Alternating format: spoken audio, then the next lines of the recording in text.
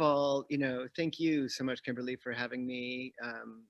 Everything that you do at the store, it's so awesome.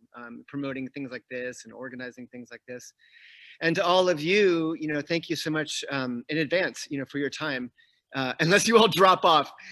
Sorry, it was a little confusing at the beginning. So if you were waiting for me, whatever, sorry. I was here, I'm diligent, I'm punctual, just trying to penetrate the system. So here I am. And I'm really here at your service. And so, I really, really, really value your time. I don't ever take that for granted. And so anything I can do to make this experience more kind of nourishing and enriching, please, questions, just, speak up, or put your screens on, whatever you want. And I'm watching all of you, at least your boxes. I'm looking at the chat as well. And let's kind of make this as interactive as it can be, right? So I'm not just talking at you. I'd rather kind of experience all of this with you. So with that, I guess I'll talk about whatever you want, but I'll start maybe talking about my background just for a teeny bit. I mean, not to bore you, but some of my background kind of weaves into how we approach what we do here at work. And so I was born on the East Coast, but then raised in Los Angeles. And my folks divorced pretty young for me. And my dad went back to Yale, taught there for about 40 years. And my mom, raising my older sister and myself, worked during the day, put herself through law school at night, became a district attorney in kind of homicide and sexual assault. And so I was really raised with that kind of spirit and that perseverance and that kind of mindset. The DA part, not the stalker part, or a little bit. We'll get to that later. And so that was that. And so LA, starting, and then, teachers are so important in life. All my family teaches. I used to teach. I love doing stuff like this. I love presenting to people. And so, like many of us, probably all of us, most of us, there have been teachers in our lives that have inspired us. And I was certainly no different. And so I had an amazing French teacher in high school, and I just fell in love with French. And so I started off, I lived in France for a while, and I started off as a French instructor at UC Santa Barbara, which is right down the street from where I am. And that was it. I was going to kind of do that gig. And then I love teaching, but I don't like French lit research, as it turns out. And I certainly did not like French lit research as a 21-year-old in a college town living in a fraternity house. So I had a lot better things to do than study French lit. And so I was teaching and kind of faking my way through graduate school. And academic probation. I mean, I was a mess. And I happened to look in a newspaper one day for no reason at all. And there was an advertisement for a tasting room job at what's called the Santa Barbara Winery, which is right downtown in Santa Barbara. And I didn't really know much about wine. I liked wine, like a college kid would like wine, but I didn't really know that much about it. And I thought, oh my gosh, learn about wine, work at a wine bar, $5 an hour, for sure. And so I applied. I didn't get the job the first time because I didn't know that Chardonnay was a grape. And so that was a slight setback for that vocation, as it turns out. And I thought, I speak French, I lived in France, I'm this polished frat guy, I got this gig in the bag. Turns out, no, I didn't. And so I was so bummed because I walked in that winery, and the smell, the vibe, the music, the crackers on the bar, the people, wines, barrels, I was this is the most heavenly place I've ever seen in my life. And I'm really driven, to a fault sometimes. I guess the stalker part, I guess.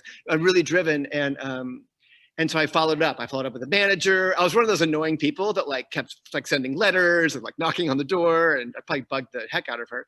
And I did, actually. And fortunately, someone else gave notice. I was their second pick. I'll take it. I've done a lot worse. And so I took that job. And within 5 minutes of that job, and it was one of those jobs too, where, you go in, it's your first day of work, you sign a tax form, you get your logo shirt, and then you're behind the bar. And you're there you go. Hi folks, here's our Sauvignon Blanc. I mean, it was very much there's your training. And I realized in that very moment, wow, the more I know about this, the more fun this will be, right? Because I can quell people's insecurities about wine. I can assuage all their concerns, all these things that freak people out about wine. not in a lame know-it-all sense, but in like I can help, right? I can help wine be cooler for people. And so on that first day, literally, I think I rode my bike there. Like I rode my bike by a Barnes and Noble, Borders, something. I bought a wine book. It's still upstairs. And I read it. I think that like the whole thing that night. It was like one, a thinnish one. And that just became the beginning of the journey. So I left teaching French. I became their assistant winemaker about a year and a half later. And that was it. The reason why all this is important, just besides just some like anecdotal, like, entry talk stuff, is Santa Barbara Winery's vineyards are in an area that would become the Santa Rita Hills, okay? Which is where we are now. So I've spent 30 years of my life working on one stretch of one road in this appellation called Santa Rita Hills, right? You're lucky, you're lucky. Well, luck favors the prepared, Wade. No, you're lucky, a lucky man. But I've seen it from like when it was nothing through, awesome, but not that much going on, to what it's kind of developed into these days. And the reason why, and so there's a couple things. I'll talk about the area in a second and like why it's cool and the ocean and all that stuff. A lot of you probably know that, but I'll talk about it anyway. But I think for me, I'm very provincial, right? So I love other wine areas. I love Oregon, I love France, New Zealand, Sonoma, it's great. And I only work here. I'll only work here. I've only worked here. And I'm part of the landscape. It's my identity, really. And so that's just how things work for me anyway. And so and I've thought about that a lot. And I think when you really like devote yourself to someone, like a significant other or, whatever, like you have trust in that person, you have confidence in that person or entity, and you can surrender to that person. You can like give yourself, you can give all of yourself to that person, right? That's the ideal. And I think in my case, in my life, I've done that better or worse, depending on different chapters of my life. But as far as a vocation goes, it's all worked out really well because I'm ultimately wedded to Santa Rita Hills and it's never let me down. So there's something interesting about Santa Rita is that, when you think, how many of you have been to Santa Barbara? Just by raise of hands, a couple of you. Okay, cool. So, those of you that have been, you can, call me out if I'm exaggerating, but Santa Barbara is a pretty ideal place, right? I mean, it's like, it's a resort town, it's expensive, it's gentle, it's like walks on the beach and dolphins and Oprah and royalty and balloons and cotton candy, whatever. And that's fine. Up where we are, we're Santa Barbara County, sure, but up where we are, the ocean is very different. The coastline very kind of weirdly goes out from Santa Barbara and like west, really, which doesn't make any sense, but Santa Barbara faces south, so it's kind of protected. And then the coast goes up, and before it goes up again, there's this point called Point Conception. And that's like the starting point of our appellation in some ways. And so it's like, about an hour away, and it's cold up here. Like the ocean's very different. The ocean is more what you imagine when you think like Northern California or Oregon or something. It's like a dangerous ocean. It's colder. There's more whitecaps. It's more of that. And I think in Santa Rita Hills, there's a beautiful juxtaposition, right? Because an ocean is generally, for me, there's a serenity and something very contemplative about an ocean. And there's something potentially threatening and scary about an ocean, right? Depending on circumstance, right? Undertow, whitecaps, sharks, whatever, right? So there's that. And I think Santa Rita Hills embodies that, right? There's this kind of confident wines that come out of our area because our weather is super ideal. In 30 years, I've never needed to pick because of bad weather. So it's really like I'm super blessed and spoiled ultimately as far as the weather goes. And it's a very cool area. It's windy, it's foggy, it's stark, it's desolate because of this ocean proximity and this ocean landscape that we breathe in. So that's kind of the deal in the wines. And looking, with Albert's comment, which is great, and then Mary's comment too. So, again, just up from Santa Barbara. And up in Santa Barbara County, we have these three valleys, right, that run sideways, right? Hence the name of the movie, et cetera, which is really rare. If you think about mountains in all the Americas, really, they typically run north to south. That's just the way geology had it planned, right? So And so when you think about that, you all know like how significant a role like an ocean can play as far as impacting a climate or a lake or whatever. You know, it's colder by the lakeshore and it gets warmer as you go inland or whatever the situation is. So the Pacific is obviously no different. It's a pretty extreme version. And so if you have ridge lines that run north to south, like up in the Sonoma coast, the discourse revolves around like how far inland you are, like as far as how many ridge lines in you are, right? It's like an army. So there's like the frontline people, right, that are like, you know, sucks to be you, the enemy's right there, like there's that. That's the frontline enemy, right, where all the ocean influence is. And then back here, if you're like 3 ridge lines back, I'm trying to trip up them, 3 ridge lines back, in that case, you're protected. It's like the generals with their cigars and cognac, whatever, like back here protected.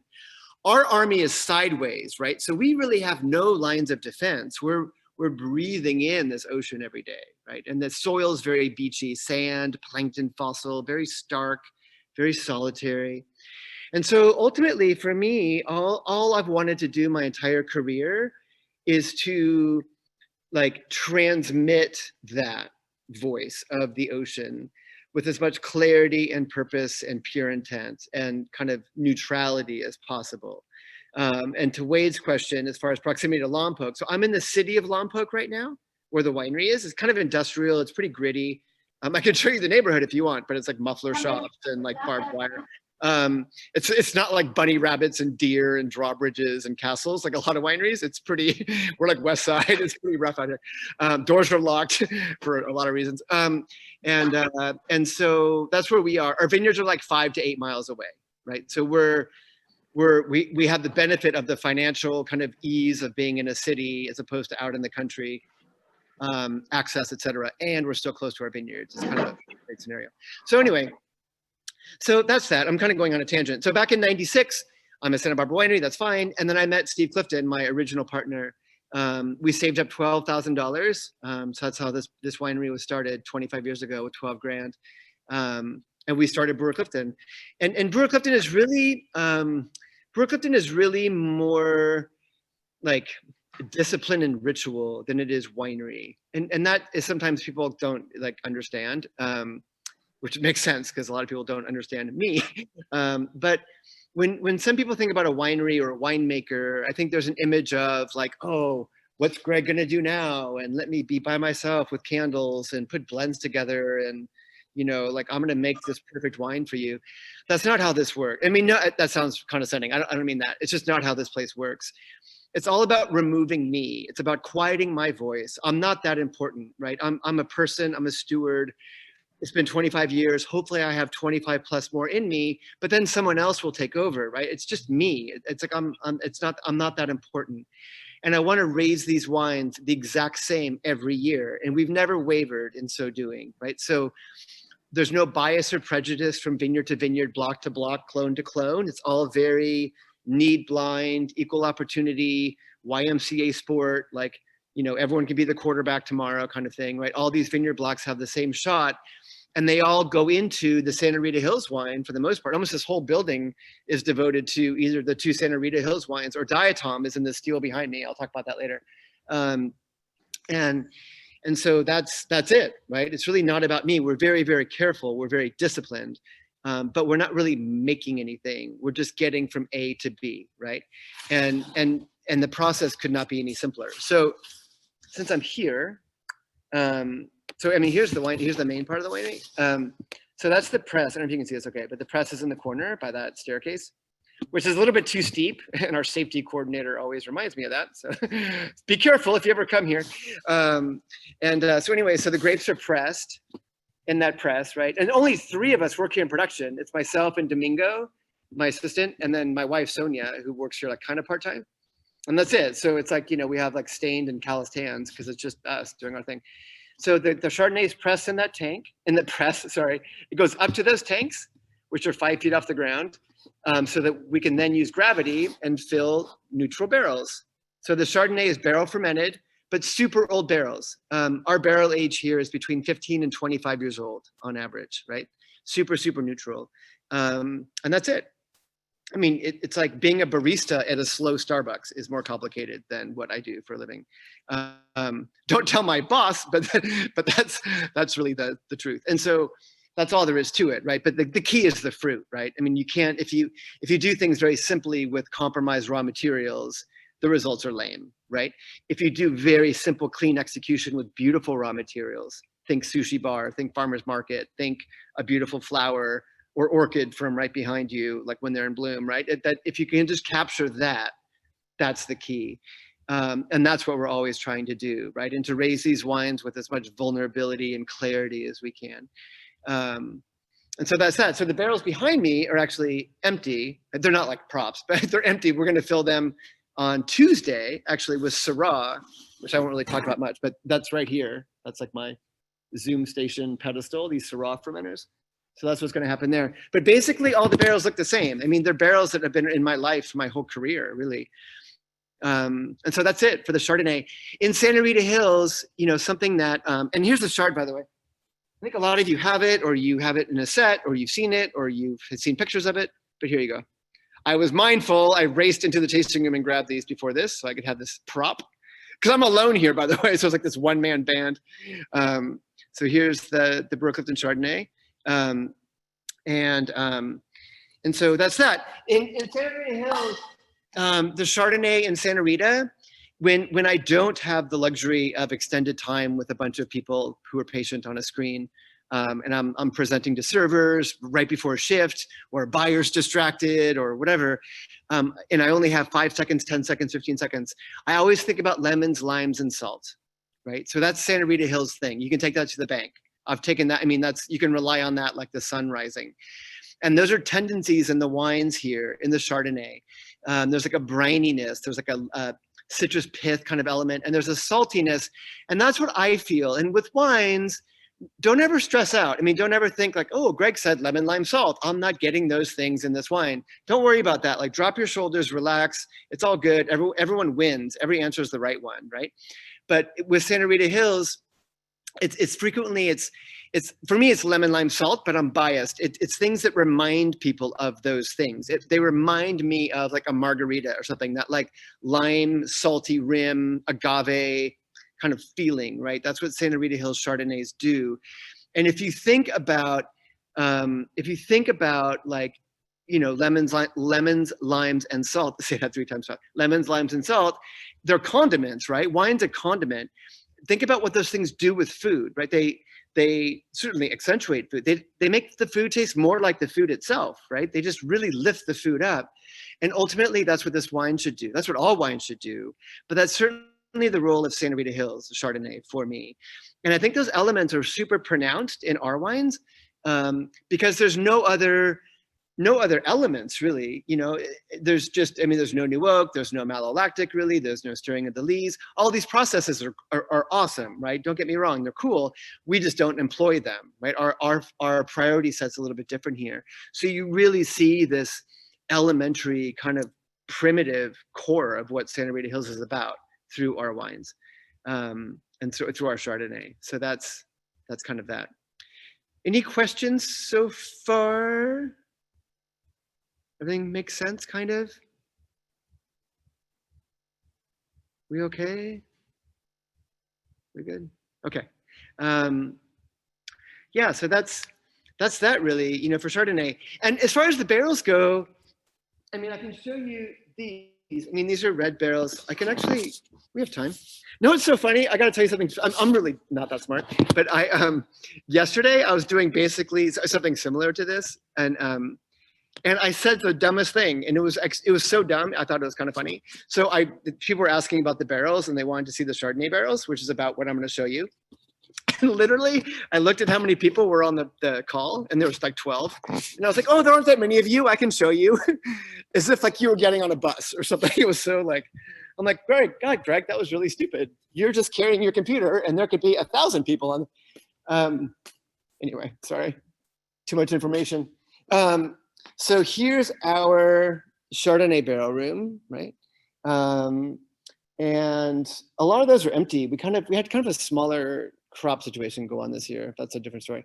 And then, so anyway, our Chardonnay barrels the light might not be awesome, but like, it's like no joke. I mean, they're old. I mean, like, so these barrels, you know, this is the barrel age is right here. So 01, I mean, this is a 20-year-old barrel, right? With some 3D Chardonnay in it, you know, and a barrel from 05, barrel from 04, you know, so these barrels, there's a barrel from 97 that like my mom bought for us back in 97 because she sponsored one of our barrels. There's just cool stuff. And I think for me, there's something interesting about working with neutrality and also working, here's the rest of the line, also working with things that have been around me for so long. And it's interesting, I was, we'll talk maybe later about Jackson Family, which has been amazing. The best 3 years of my life since I aligned with Jackson Family. But what's interesting about Jackson Family is that because of Jackson Family and different circumstances in my career, like I could have all the new barrels in the world, right? Sometimes people think like that's the ultimate, like, oh my God, let's have all this new oak. And for a lot of people that is, right? And so I've been thinking about it, and with a text message, I could have 1,000 new barrels in here and no one would blink an eye. And I'm kind of like a musician, right? So let's say I'm a musician and I'm a guitar player and I'm sponsored by Fender, let's say, right? That guitar player, if he or she, you know, had a claim and was out on stage or whatever, they could have a new guitar every show. They could have a new guitar every song, probably, if they wrote to Fender and said, hey, like, hook me up. I want a different color Fender every song. And they'd probably be like, right on, sure, keep playing Fender, right? Like, we got your back, you're in. I'm like a musician who's like, no, that's cool. Thank you. I appreciate that confidence.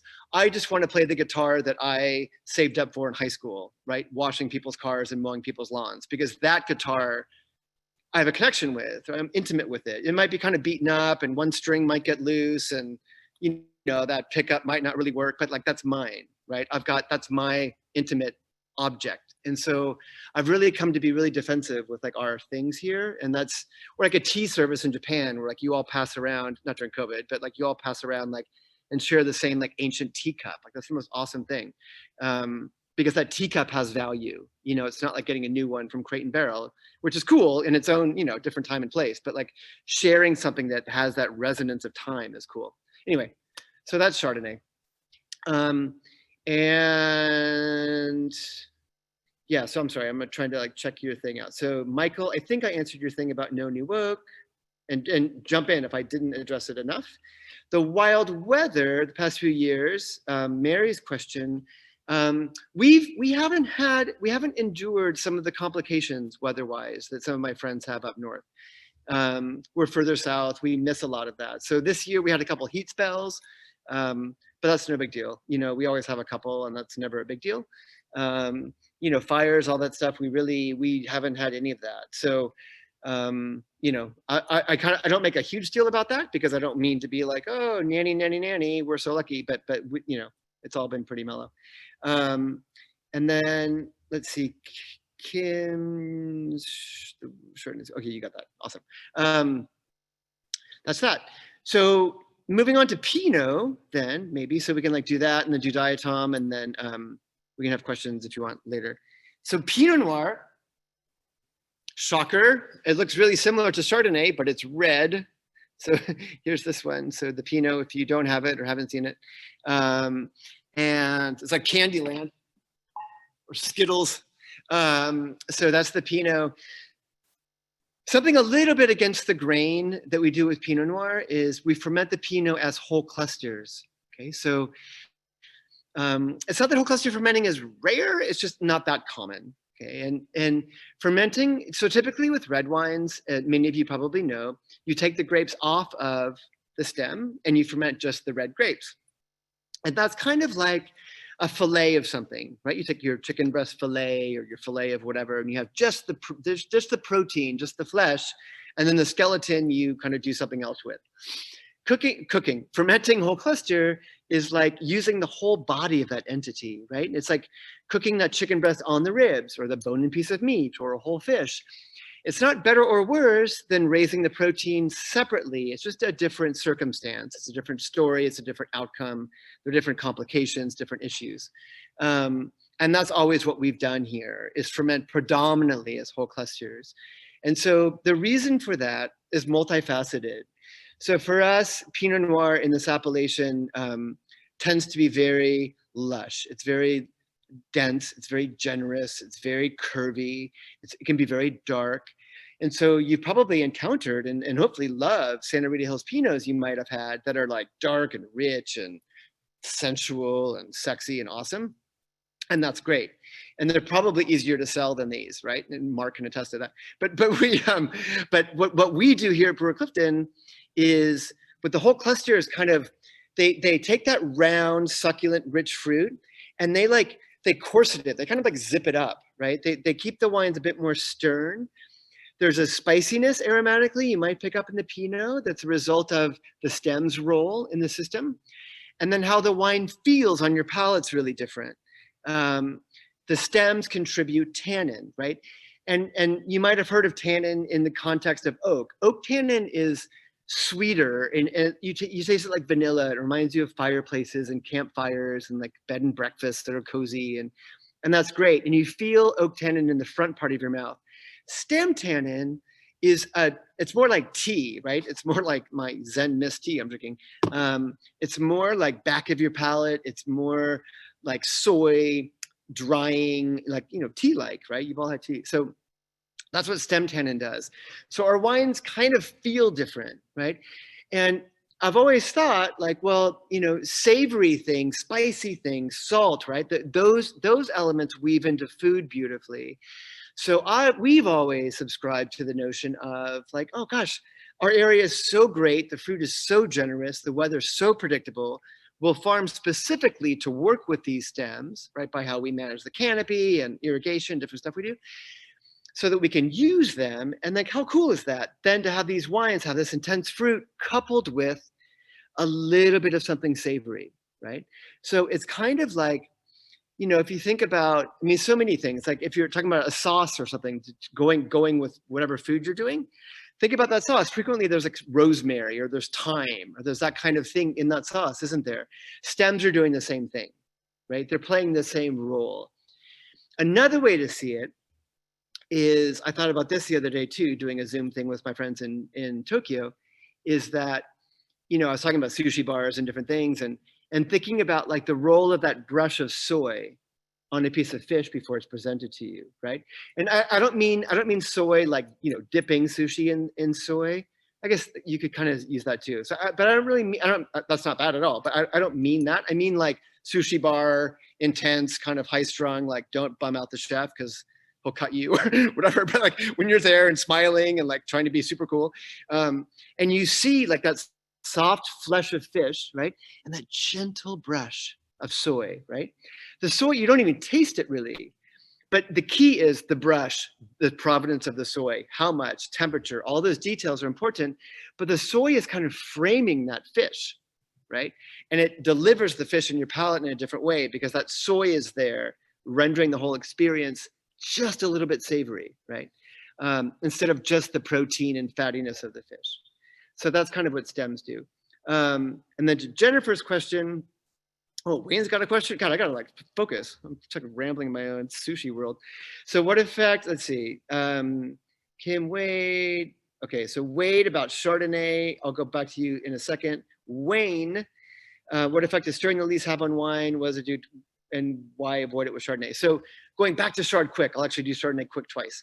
So as far as lees go, so in a barrel, actually in those tanks too, when you ferment, you know, the Chardonnay juice, boom, and then the lees fall down to the bottom. The spent yeast cells, like the solids from the grape stuff, the juice, right? It all falls down eventually by gravity.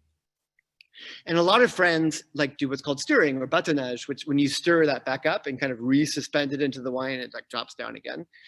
And the concept of that is to flesh out the wine, to kind of like broaden the wine, to render the wine more rich. And so that's that. Our approach, wine's like a teeter-totter or a balance beam, or, I mean, wine is so basic, it's very carnal. It's like Tarzan Jane stuff, really. And so for me, we pick a little bit riper. So it's like bass and treble is a good way to see it. So we're picking quite ripe with Chardonnay. And so we have the weight, the fruit is broad, the fruit is weighty in and of itself. And so our upbringing of wine here is restrictive. right? We start with base, we need treble.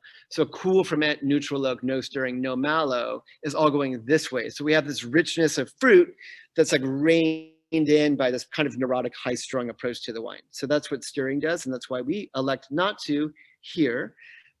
However, let's just say we all 29 of us on this call said, hey, you know what? You started Brewer-Clifton with 12 grand. We'll all chip in 500 bucks tonight. We're going to start our own winery, right now. So that's what we're going to do. We'll call it Kimberly.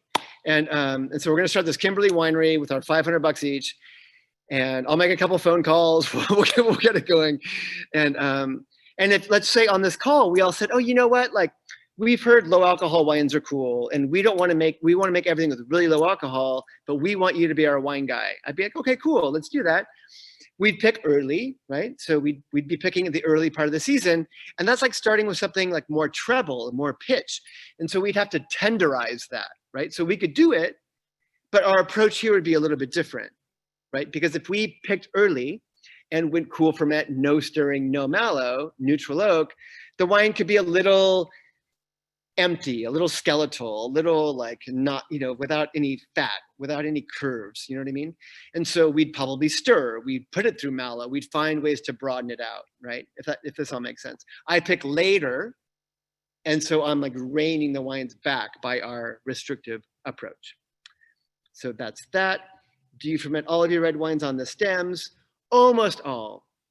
That's a great question, Jennifer. So when we started, we used to be 100% whole cluster all the time. It was like, we're never going to destem anything. We don't have a destemmer. We're hardcore, and that's the way we do things. And I was 26. That's fine. We can all be aspirational and dogmatic and naive and cocky. And there were a couple of years, like 98 comes to mind, where like going all whole cluster with vineyards that we weren't controlling in the ways that we do now, and we didn't have the wherewithal that we do now. It bit me in the rear, and the wines weren't that awesome. And so we did buy a destemmer, boom, that very one about 20 years ago. So we do use it for some of our wines. It just depends. The tendency here is always to work with stems. Our designate wines are always 100%. The Santa Rita Pinot that you may have, hopefully have, is usually, 80%. I mean, it's pretty much all in. And most of our Pinot just goes through, so the destemmer is available, right? It's within reach, but typically everything, sorry, you can't really see, use my Cliff Bars. Typically everything just goes through that hopper. That tank isn't underneath it, right? That's just being stashed there for the moment. But usually we just dump the picking bins in through that hopper as whole clusters, right? No electricity even, just propane for the forklifts. And then they end up in these fermenters, right? Of which we have 120. All of which make up that Santa Rita Hills wine. Everything is done in these tiny, tiny lots. Basically 4 barrels at a time, all punched down by hand. This is Syrah, but during the main throes of harvest, there's 120 of those that cover all the floor space here. And the next room. So that's that. So hopefully that answers Jennifer's question. I love questions, by the way, it's cool. Otherwise I just like ramble to you guys, it probably gets annoying. So that's the Pinot. So again, whole cluster fermented, it starts in our cold room, and then to kind of get extraction at the beginning when it's really, really cold. And then the fermenters come out here, like I showed you, and they ferment.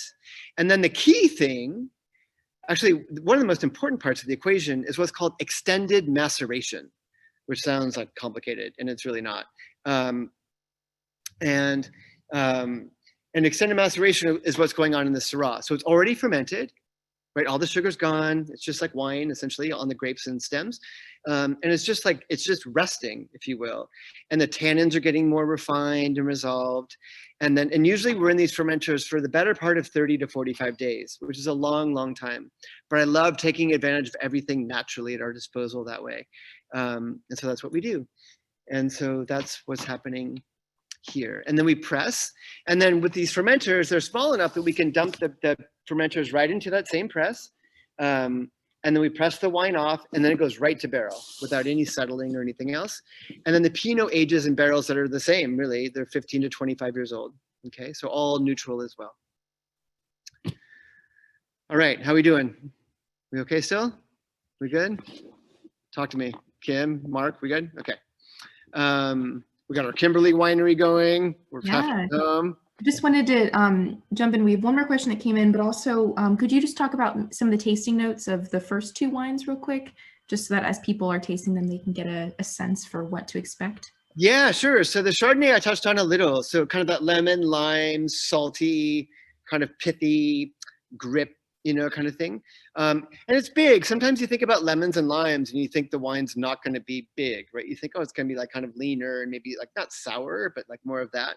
And this wine is not bad. It's big, right? But it maintains that tendency. So kind of lemon, lime, salt, margarita-esque kind of voice a little bit. Something kind of oceanic and briny about the wine, I've always found. So that's the Chardonnay. And then for Pinot Noir, for me, you know, there's something kind of herbal about it, you know, but it's more, hopefully it's not like green and weedy and kind of astringent. Hopefully it's more like black tea, something kind of like spicy, temple spice, like that kind of like vibe aromatically. And then Santa Rita, because we pick kind of ripe, is like a lot of really pure, like raspberry, blackberry, almost like blueberry sometimes, you know, in the nose. Like there's that fruit voice kind of punching through. And then again, like something very kind of like salted plum on the palate, you know what I mean? It's like that kind of savory juxtaposition of something of this kind of fruit spice element situation going on. So that's how I see the wines anyway. You know, you all get your own thing. And then 2016 was the last year of drought for the rains in 17. Grapevines were stressed. Yeah, the grapevines, you know, that is one thing that we navigate a little bit is drought, right? So we, you know, I mentioned we never get rain, we never get bad weather. You know, that can also be something of a problem in its extremity. So, you know, we average, I don't know, 12 inches of rain a year, which comes in January through March normally. And so, you know, when the soils, even though we irrigate, the soils do get kind of choked up if they don't get purged and cleansed periodically by like real rain. Yeah, and so like there was a succession of, of pretty strong drought years. And then we've had them before, you know, and we've had big rain years before too in my 30 years. Like it all is kind of cyclical. But yeah, and then we got a bunch of rain in 17, 18, I think was okay. It all kind of blurs, but yeah, we're in a pretty good footing now. So that's the rain thing. Questions about Brewer-Clifton? Anybody else? We okay? Was there a difference in the 17 vintage? Not really. You know, I think, you know, we had 17, I forget what happened sometimes, 17, 18, 19. Yeah, and 17 was the year where we had a heat spell over Labor Day weekend, which we normally do for some reason. And that's fine. You know, some friends talk about that heat spell a lot, that pick early, because they were like waiting to pick and they were going to pick early and they got hot and they freaked out and they picked really fast. And it was like, oh my God, that was like this crazy marker of the vintage.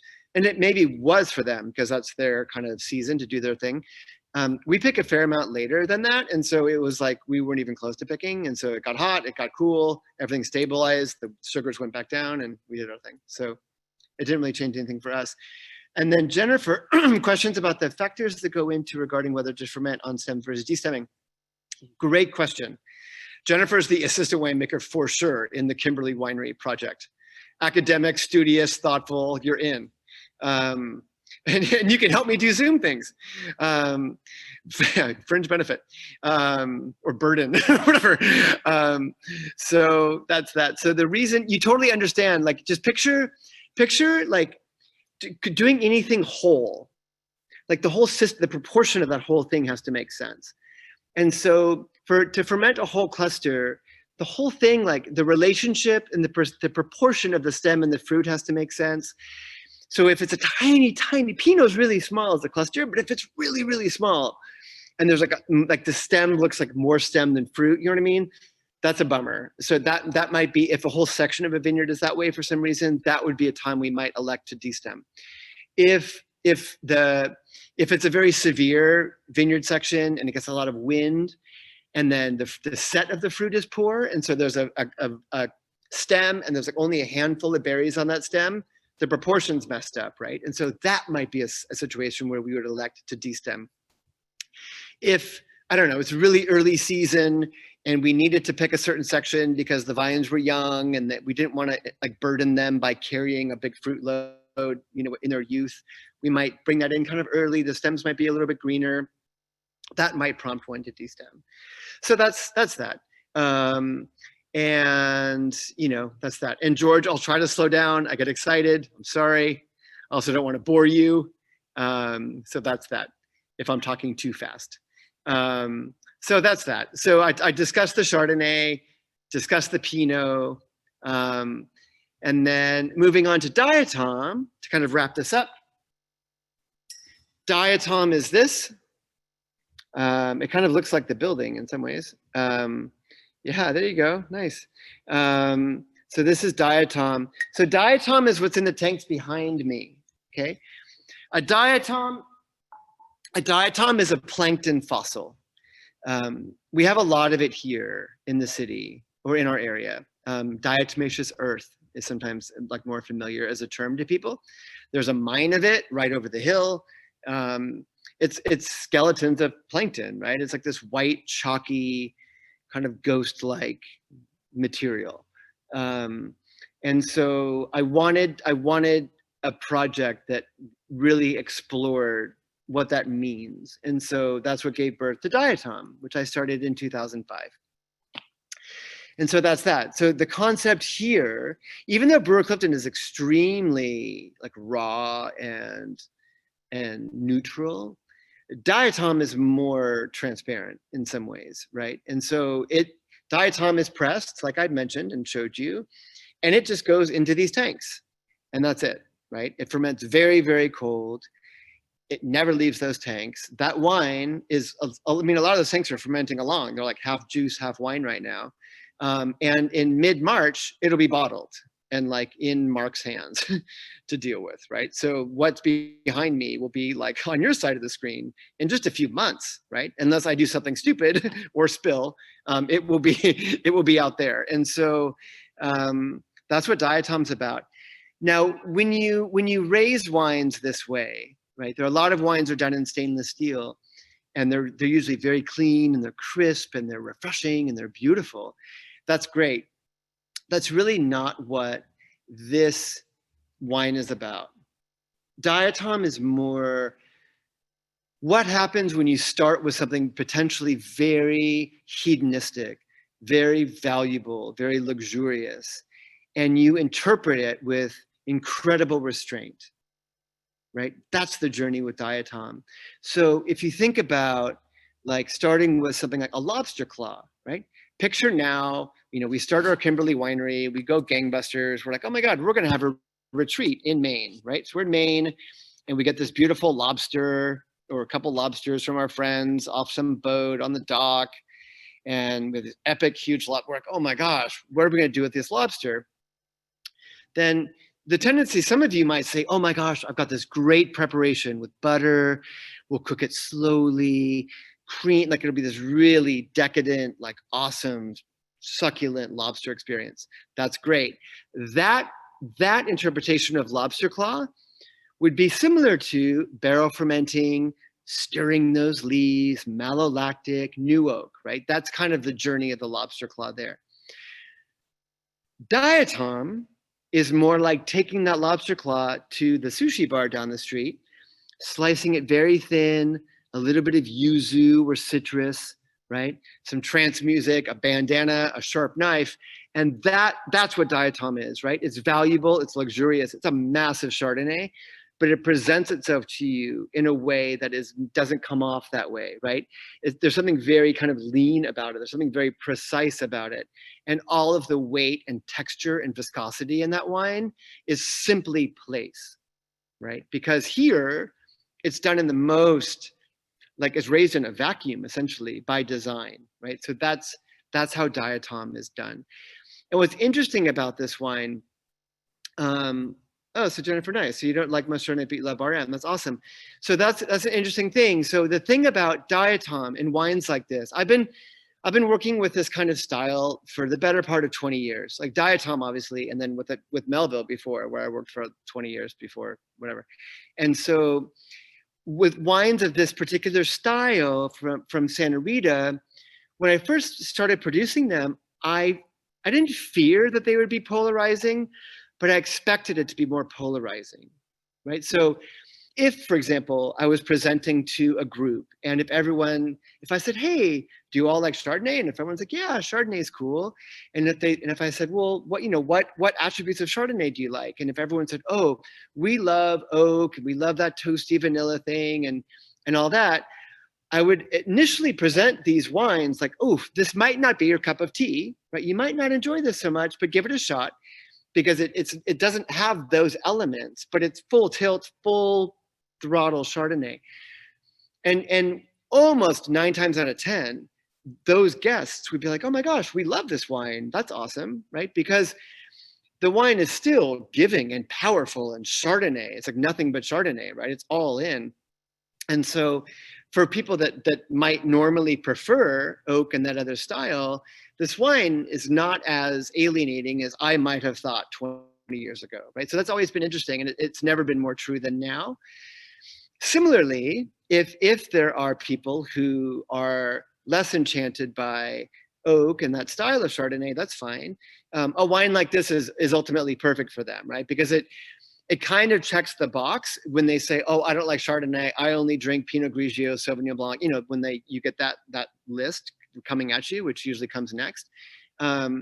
It's not really that either, right? It has the precision and cleanliness of that, coupled with the power and kind of horsepower, weight, and drive and complexity that Chardonnay has.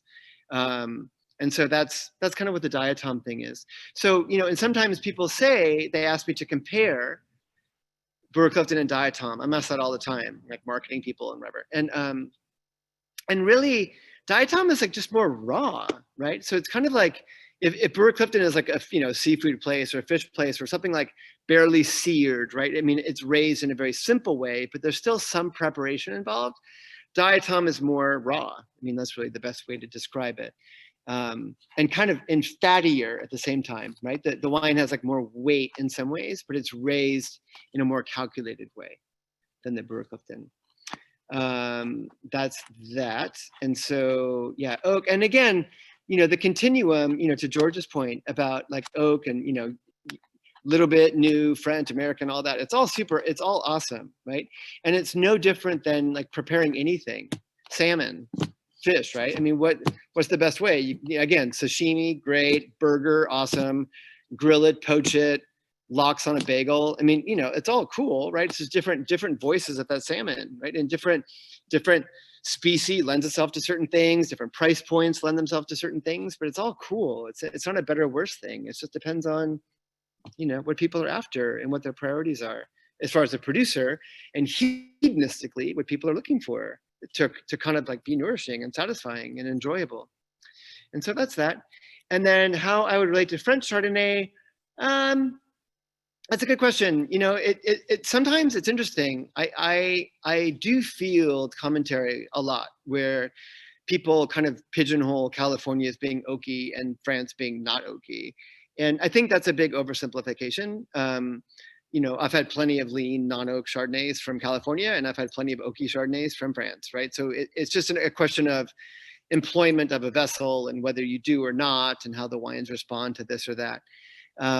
You know, we generally pick a bit riper than most of my friends do in France, unless it's a riper vintage for them, and you know, in which case they happily do too. So that's, you know, that's really it. And you know, but each region has its own soul, its own personality. You know, it's like a neighborhood, really. So comparing like the different neighborhoods around where you live, the different cities around the U.S., you know, they're all just, you know, there's commonality, right? There's like the structures and the banks and the Starbucks and the, you know, bus drivers and whatever.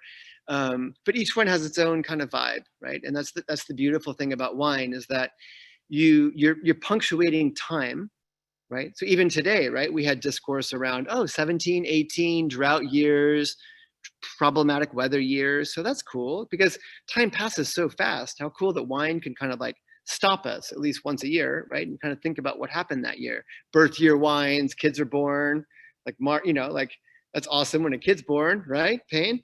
And so we can punctuate with big celebration for Mark. but like this whole thing about like, you know, punctuating time is beautiful, and wine does that, and also transports, right? So I think, you know, wine can transport you to a place. Hopefully our wines, you know, bring you on a certain level to Santa Rita Hills, so you can experience what I'm experiencing here, right? You can hopefully get a sense of the landscape here through this product. And that's always my ultimate goal.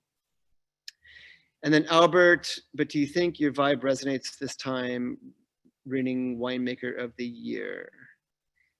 So by that, what do you mean? My vibe resonates this time. So I guess the Winemaker of the Year thing, so, you know, I was really grateful, fortunate that like a week or so ago, I learned that I was the Winemaker of the Year for the Wine Enthusiast magazine, which is a huge honor and a big surprise to me that I was picked. And, you know, for me, it's really, you know, for me, it's less about me, because it's not, I mean, it's just me. I mean, but I think why it's important is like for the region, you know, because all I do here is steward this region. All I do is promote this region. All I do is transmit this region, right? So, you know, I'm like a conduit for something. And short term, I mean, I don't mean to be like, oh gosh, it's just me, I'm no one, you know, I'm not trying to be like lame and like cliche about this, but if you think about, you know, the diatom behind me, right? Like a lot of that fruit was on a vine like 2 weeks ago, right? So we finished picking on November like 11th, I think, right? So, you know, our vineyard team, it's outside, it's in a vineyard, the grapes in a vineyard like a week ago, right? It comes in here, we press it, we get it in steel, we do it clean, we'll get it bottled, and we'll ship it, right? I mean, what am I doing? Like, I'm talking to you all. I mean, it's a pretty simple thing. And so, but really, if that wine captures people's attention, it's because of this place, right? And the recognition that I very, very, you know, that I'm so thrilled to have. It's really, we all should really celebrate this locally, right? Because it's all the pioneers that inspired me, most of whom are still totally in the game and friends and up and down the street, those that are all kind of current with me now, and then those that will come after me. Like we're all celebrating in this together, and that's my goal. And I love being able to kind of use this acknowledgement as something of a platform to keep furthering the message of Santa Rita Hills, of Santa Barbara, of Jackson family, because I do have this beautiful opportunity and responsibility now, because of my age, my stage in my career, and for a lot of reasons, you know, to kind of be, you know, to be ambassadorial at this place around the world. And so I really look forward to that amplification of our region around the world with this. And so effective age on your wines, different vintages, difference. So real quick for Wayne, not a huge difference in vintages because our weather's so consistent. I'll kind of leave it at that. Our wines age for a super long time, and especially the Chardonnays, especially Diatom.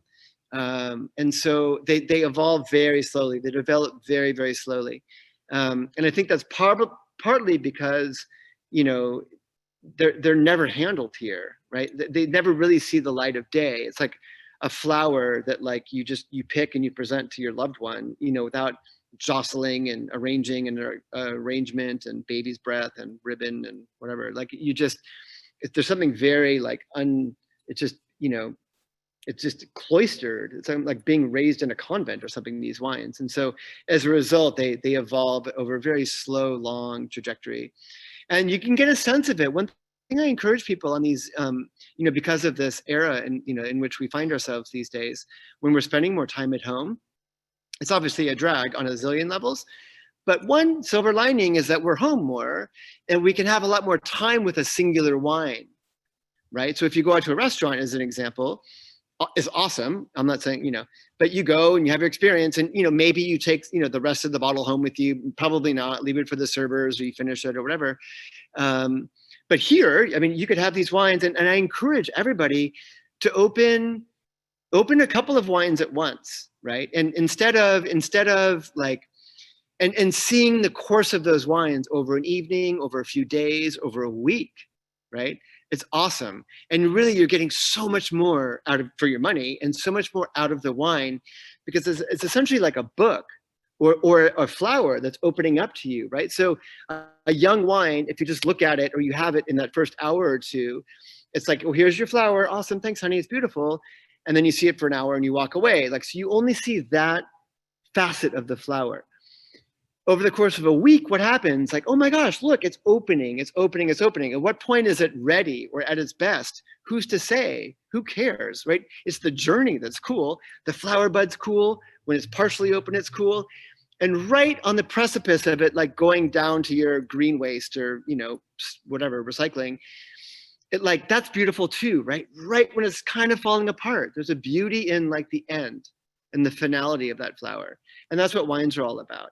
And so I really encourage you with these wines, particularly, especially young, and especially because of our style, look at them with time. You know, no matter what, like save just a little bit. Do me a favor, whatever you have open, save some and check it out tomorrow night or 2 nights from now. And I don't mean gas, I don't mean Corvin, like don't slow it down. I mean, let it evolve. And hopefully you'll be like, oh my gosh, I'm so Greg said that. I'm so happy Greg said that, because it's like pages of a book unfolding to you. You get development of a story and you get a lot more out of the wine, right? It's like a longer conversation with somebody or longer time with someone. So that's my shtick on that. When best to open the 18 Catherines? God, all these questions, you guys are on fire. So that's that real quick. Interest go beyond winemaking. They do, yeah. So I run. I'm a really simple person. Like, you know, when I was a kid, I used to have, anyway, so I like to run, and then I play drums. And so I do that too. My drum set's here now, actually. So I kind of do that. And so that's that. When best to open the 18 Catherines? That's a cool wine. So that's an example of the Diatom Catherines. So that's a vineyard that was planted basically in my birth year. So that vineyard is 50 years old in gravel, up in Santa Maria, cold on this hillside, gravel soils, 50 years old, right? Raised in steel, cold, whatever. So it's like this epic, super valuable, super sought after fruit done in that Diatom style. So that wine is groovy. Open it anytime, right? I mean, open it anytime, but give it time. So like open it and check it out, like right out of the bottle, and then leave it in a glass for a while, like check it out a week from now. And a young Diatom wine is the best to see, like, it will always be there for you, right? Or you could age it for 20 years and it'll still be there for you. Trust me, I've done wines like this for a long time, and they're almost locked in time. So there's no rush, but check it out. But give it some time to like stretch out and just show you what it can do, because it's pretty exciting. And that's that. Diatom Catherines, can we get this at Calvert Woodley? I think so. Yeah, sure. Yeah. Great, for all you want. Yes, Yeah, that's a groovy wine. It got some great scores, but more importantly than that, it's like it's just a cool wine, and it's a section of Catherines that I worked with in the 90s, and so I'm back in the same section, which is sentimental for me too. So there's a great presentation. I've seen you with other luminaries from the Santa Rita Hills, Appalachia, including Ken Brown and others, and it's God's country there. And congratulations on selection as winemaker of the year, not just for the Santa Rita Appalachians, but for, I guess, the whole world. So yeah, I know, it's crazy. This is a privilege. So it's so nice to meet you. Thank you for spending the time with us. Of course, thank you all. And also, you know, just before I jump off, you know, please know, you know, obviously it's a weird time now, but you know, we'd love to see you. You know me now, you know, it's just me. I mean, literally, I'm alone. It's just me here. So, you know the whole team. But just know no one goes to Lompoc. Yeah, no. But just, I mean, sincerely, like anything you need from me, let me know. You know, Gregory.Brewer, BrewerClifton.com. My cell phone's out there. So literally, anything I can do to serve and make this area cooler for you, to make Brewer-Clifton, Jackson family closer to you and like better for you, like I'll do it. So please let me know. You don't have to go to Lompoc. You can go to Solvang and drop down to Lompoc one afternoon to visit the Yeah, come, you know, you can come see me in Lompoc. We have a tasting room in Los Olivos. Yeah, there's different things you can do. But in the interim, you know, if you guys are all there and flying's weird, just, you know, the best, any way we can bring it to you, you know, let us know. Yeah. But you do have a tasting room in Lompoc, don't you? Yeah. By appointment. Okay, Yeah. thank you. Sure. Yeah. All right. Well, I just want to say thank you, you know, from myself and from everyone. I'm seeing a lot of things in the comments about how much they've enjoyed this. And so we are recording this session, so we'll be able to share this back out with everyone. If you want to rewatch, or, you know, say you don't finish your wine and you take Greg's advice and you're going to try a little bit in 2 days, you can watch the presentation again and hear about the wine. So, and then the Catherines we also have as well, that was talked about earlier, and that was one of Ben's blasts this week. So I believe we still have some left, but, you know, check our website to know for sure. So yeah, anyway, just thank you so much. Of course, and all these wines are epic with Thanksgiving stuff too. That Pinot in particular is a super slam dunk, you know, and it's really versatile, and versatile not in like a sellout way, but like versatile, like Thanksgiving stuff, because it kind of, there's something holiday spice about that wine. So don't overlook that. Not to be a sales dork, but like I mean, it's a really cool wine to do at Thanksgiving. So if you can work that in the mix, that'd be fun. You can call me, text me a picture, whatever. I'm glad you said that, because that was totally something we were talking about just on our side at the shop, about how these would be good with Thanksgiving. So I'm glad you brought that up, because I just slipped my mind. That's why I'm here. But yeah. All right, guys. Well, thank you. Thank you, Kim, for having me. Thank you all. Have a good holiday.